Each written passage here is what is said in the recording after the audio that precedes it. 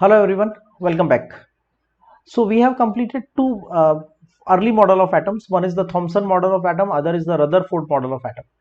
From the Rutherford model of atom, we have got a very good information that atom has a nucleus and the nucleus has proton. फिर बाद में जाके 1932 में Chadwick ने बताया कि नहीं, प्रोटॉन ही नहीं, सिर्फ प्रोटॉन ही नहीं होते, उसके अंदर न्यूट्रॉन्स भी होते हैं.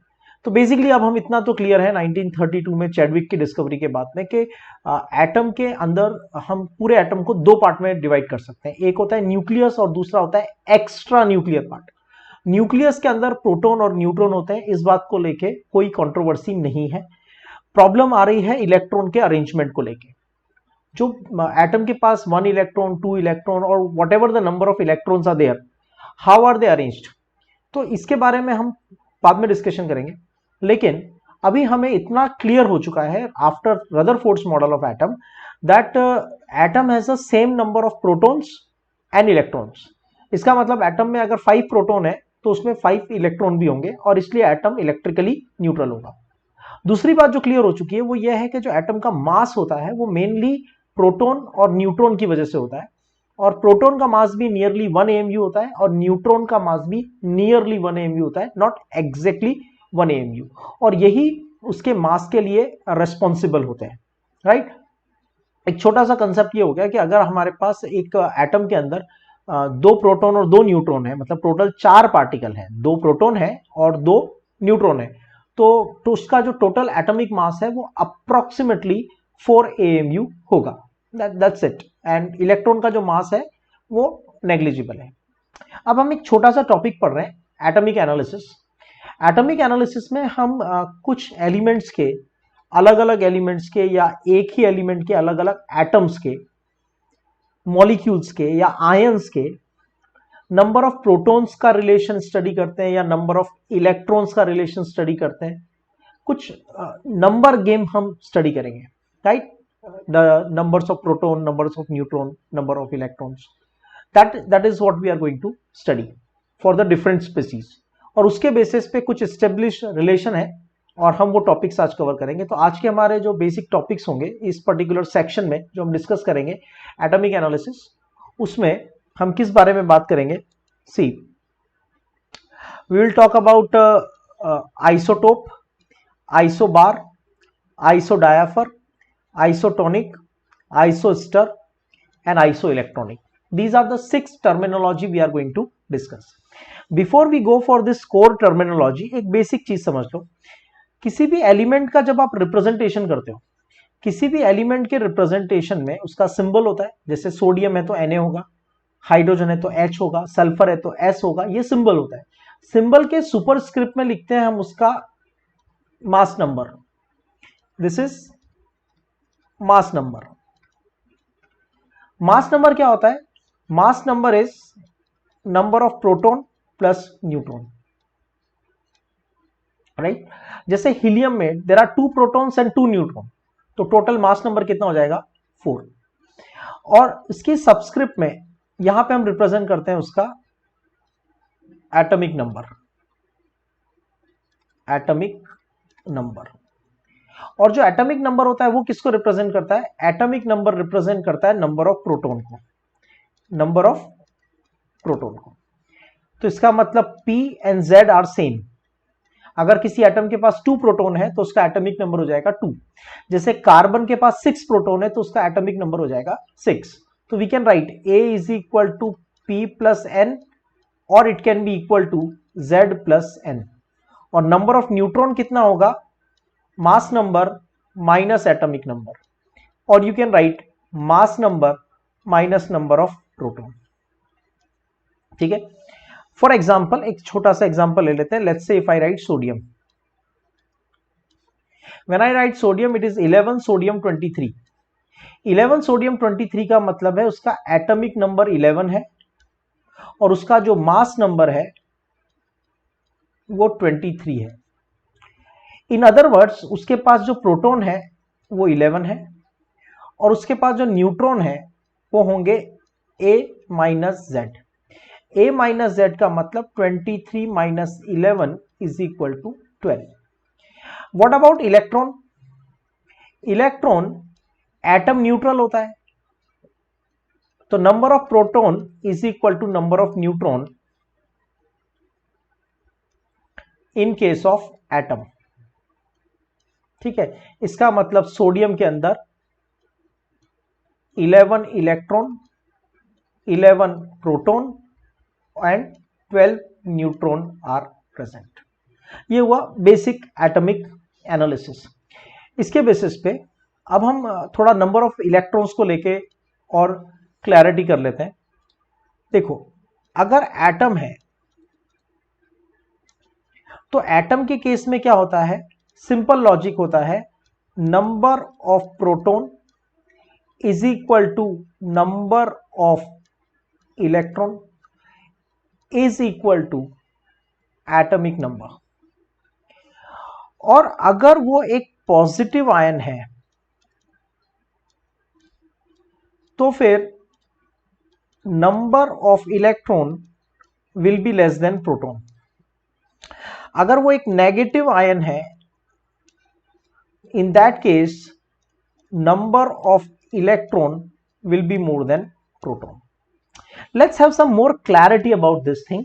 तो मैं एक एग्जांपल लिखता हूं। Let's say if I right sodium, sodium has 11 protons, magnesium has 12 proton, aluminium has 13 proton, oxygen has 8 proton, atomic number 8, fluorine has 9 proton, let's say one more element, nitrogen has 7 proton।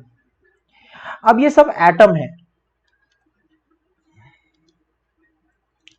Atom के case में जितने proton होते हैं उतने electron होते हैं, मतलब इनमें सोडियम में कितने इलेक्ट्रॉन होंगे, 11, मैग्नीशियम में कितने इलेक्ट्रॉन होंगे, 12, एल्यूमिनियम में कितने इलेक्ट्रॉन होंगे, 13, ऑक्सीजन में कितने इलेक्ट्रॉन्स होंगे, 8, फ्लोरीन में कितने इलेक्ट्रॉन्स होंगे, 9, नाइट्रोजन में कितने इलेक्ट्रॉन्स होंगे, 7। तो फिर सोडियम, इसका कॉन्फ़िगरेशन कैसे लिखोगे? अगर 11 इलेक्ट्रॉन्स हैं तो आपको पता है फर्स्ट शेल की कैपेसिटी 2, नेक्स्ट शेल की capacity 8, that's how you have studied in 9th। अभी हम वही यूज करते हैं। तो इसका कॉन्फ़िगरेशन हो जाएगा 2, first shell complete, 8, second shell complete, बचा 1 इलेक्ट्रॉन, 2, 8, सेकंड शेल फुल हो गया, बचे 2 इलेक्ट्रॉन्स।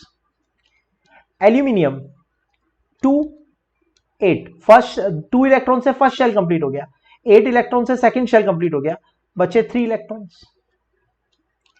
2 फर्स्ट शेल कंप्लीट हो गया, बचे 6 इलेक्ट्रॉन। 2 फर्स्ट शेल कंप्लीट हो गया, बचे 7 इलेक्ट्रॉन्स। 2 फर्स्ट शेल कंप्लीट हो गया, बचे 5 इलेक्ट्रॉन्स। अब देखो, सिंपल आइडिया ये है कि positive ion is formed by removing electron from outer shell। किसी एटम की बाहर वाली शेल से आप 1 इलेक्ट्रॉन या 2 इलेक्ट्रॉन या 3 इलेक्ट्रॉन, आप बाहर वाली शेल से सबसे बाहर वाले इलेक्ट्रॉन अगर रिमूव करोगे तो पॉजिटिव आयन बनेगा, and negative ion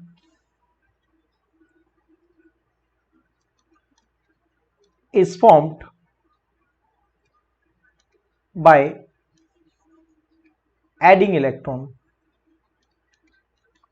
in outer shell। Let's have example।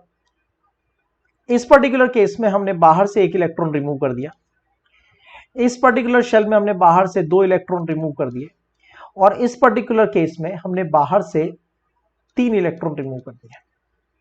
ठीक है, तो यहां पे सोडियम और कॉन्फ़िगरेशन कितना बचेगा, 2, 8, बाहर से इलेक्ट्रॉन रिमूव हो गया। अब प्रोटॉन तो 11 है, लेकिन इलेक्ट्रॉन्स कितने रह गए, 10। अगर हम कहते हैं कि प्रोटॉन का चार्ज 1 यूनिट चार्ज होता है, हमने कहा था प्रोटॉन का चार्ज इलेक्ट्रॉन का चार्ज इक्वल होता है, कितना होता है, 1.602 इंटू 10⁻⁻⁻19 कूलम होता है। और ये किसके इक्वल होता है, 1 यूनिट चार्ज के इक्वल होता है। हमने इसको बोल दिया 1 यूनिट। तो यहां पे पॉजिटिव चार्ज है 11 यूनिट और नेगेटिव चार्ज है 10 यूनिट, तो ओवरऑल चार्ज कितना आ जाएगा 1 यूनिट। तो सोडियम +1 बन गया क्योंकि हमने इसमें से एक इलेक्ट्रॉन हटा दिया। चलो एक और एग्जांपल से समझ लो। मैग्नीशियम है, मैग्नीशियम के पास 12 प्रोटॉन है, मतलब न्यूक्लियस का चार्ज कितना है 12 यूनिट पॉजिटिव। आपने 2 इलेक्ट्रॉन हटा दिए तो बाहर बचेगा 2 8, बाहर के 2 इलेक्ट्रॉन आपने रिमूव कर दिए। अब नेगेटिव चार्ज है बाहर 10 यूनिट, 8 + 2 10 यूनिट नेगेटिव चार्ज है, 10 इलेक्ट्रॉन्स हैं, लेकिन प्रोटॉन कितने 12, तो प्रोटॉन 2 ज्यादा है तो 2 यूनिट चार्ज ज्यादा है, तो चार्ज कितना हो जाएगा मैग्नीशियम के ऊपर +2। जितना इलेक्ट्रॉन रिमूव करते जाओगे उतना पॉजिटिव चार्ज आएगा। एक और एग्जांपल देख लो। एल्यूमिनियम के पास 13 प्रोटॉन है, तो इसके न्यूक्लियस पे चार्ज कितना होगा 13 यूनिट प्लस, और बाहर से आपने 3 इलेक्ट्रॉन रिमूव कर दिए तो कितने बचेंगे 2 8। तो बेसिकली आइडिया क्या हो गया, अब 3 इलेक्ट्रॉन कम हो गए। अगर 3 इलेक्ट्रॉन कम हो गए तो चार्ज आ जाएगा +3।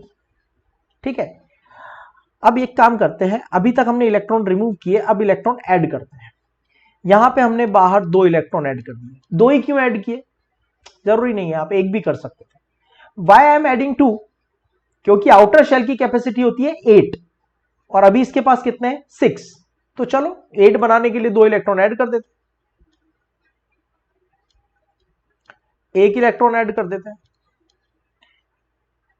यहां को 8 बनाने के लिए 3 इलेक्ट्रॉन ऐड कर देते हैं। तो ऑक्सीजन के पास अब इलेक्ट्रॉन कितने हो जाएंगे 2, बाहर 6 थे 2 और आ गए तो कितने हो गए 8। फ्लोरीन के पास पहले कितने थे 7, बाहर 7 थे, एक और आ गया 8।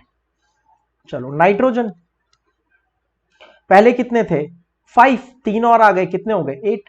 लेकिन इलेक्ट्रॉन तो 10 है, इलेक्ट्रॉन कितने हो गए सबके पास 10, लेकिन प्रोटॉन कितने 8, तो नेगेटिव चार्ज हुआ 10 यूनिट, पॉजिटिव चार्ज हुआ 2 यूनिट, 2 यूनिट नेगेटिव चार्ज ज्यादा है -2। फ्लोरीन के पास प्रोटॉन है 9, इलेक्ट्रॉन है 10, तो 1 यूनिट नेगेटिव चार्ज। नाइट्रोजन के पास प्रोटॉन है 7, इलेक्ट्रॉन है 10, मतलब 3 इलेक्ट्रॉन एक्स्ट्रा है, मतलब 3 यूनिट नेगेटिव चार्ज एक्स्ट्रा है -3। तो और सिंपल हो गया, क्या सिंपल हो गया, positive charge is equal to number of electron removed and negative charge is equal to number of electron added। Simple. अगर मुझे पता करना हो कि NH4 प्लस में कितने इलेक्ट्रॉन है, H3O प्लस में कितने इलेक्ट्रॉन है, CN-3 में कितने इलेक्ट्रॉन्स हैं, राइट, CH4 में कितने इलेक्ट्रॉन्स हैं, ठीक है, इन सब के मुझे इलेक्ट्रॉन्स फाइंड करने हैं। ठीक है, how can I find the electrons in that, तो इलेक्ट्रॉन फाइंड करने का एक बहुत सिंपल फॉर्मूला है। इलेक्ट्रॉन फाइंड करने के लिए हम क्या करेंगे, number of electron is equal to sum of atomic number minus charge. Simple logic, sum of atomic number minus charge with sign.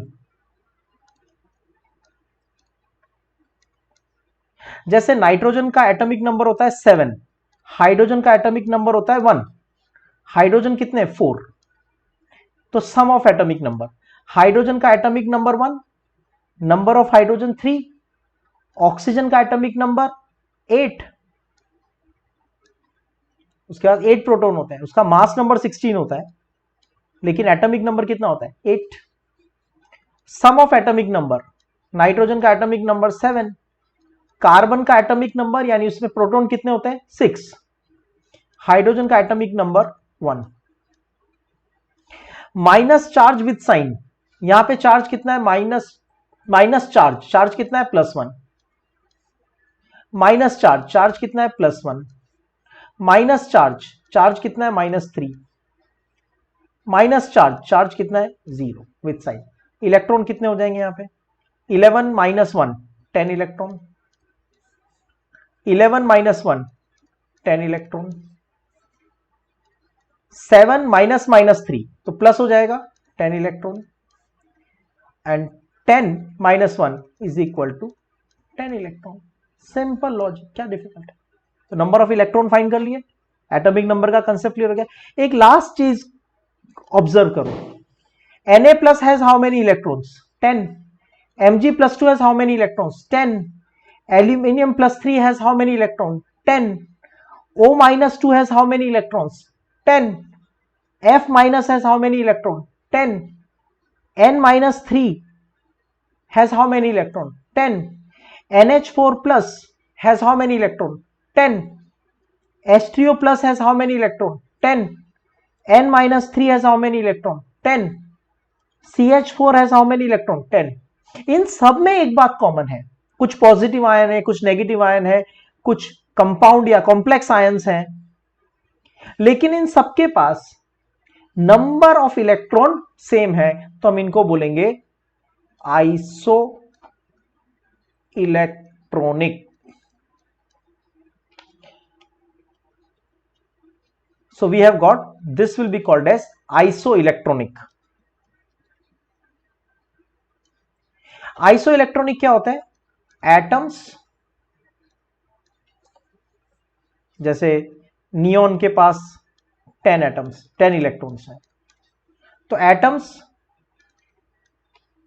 Ions, ions can be positive ion और negative ion, और and molecules having same number of electron are called isoelectronic। बहुत simple logic, बहुत बहुत simple basic logic, ठीक है। तो आपको number of electron find करने इस फॉर्मूला से, और नंबर ऑफ इलेक्ट्रॉन अगर सेम आए किसी भी दो स्पीसीज में, वो दो स्पीसीज एटम हो सकती हैं, आयन हो सकते हैं, इलेक्ट्रॉन हो मॉलिक्यूल हो सकते हैं, अगर नंबर ऑफ इलेक्ट्रॉन सेम आए तो हम उसको क्या बोलेंगे, आइसो इलेक्ट्रॉनिक।